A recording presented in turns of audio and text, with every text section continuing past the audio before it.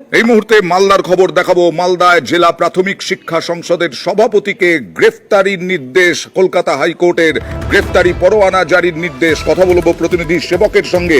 সেবক, মালদা জেলা প্রাথমিক শিক্ষা সংসদের সভাপতি, তাকে গ্রেফতারের নির্দেশ কেন?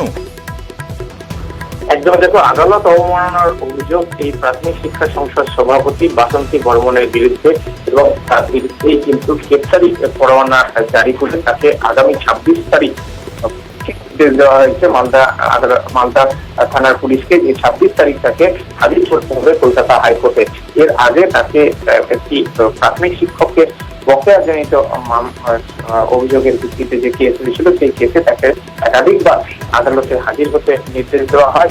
তিনি যদি সশরীরে হাজির হতে না পারেন, সেক্ষেত্রে ভার্চুয়ালি তিনি হাজিরা দিতে পারেন, এমনটাও নাকি বলা হয়েছিল। কিন্তু এরপরেও তিনি হাজিরা দেননি। আর তারপরে ক্ষুব্ধ আদালত এই নির্দেশ দিয়েছেন। বিচারপতি এই নির্দেশ জেলা পুলিশের কাছেও এসপির সঙ্গে আমার কথা হয়েছে, তিনি যেটা জানাচ্ছেন যে গ্রেফতারি পরোয়ানা এখনো পুলিশ হাতে পায়নি। গ্রেফতারি পরোয়ানা হাতে পাওয়ার পরেই পরবর্তী পদক্ষেপ নেওয়া হবে।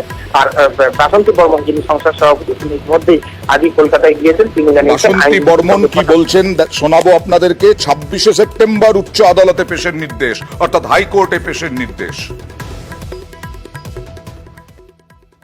আমি তো কোনো চিঠি পাইনি আদালতে দিয়ে, দেখি আমি লয়ারের সঙ্গে কথা বলছি, কথা বলে আমি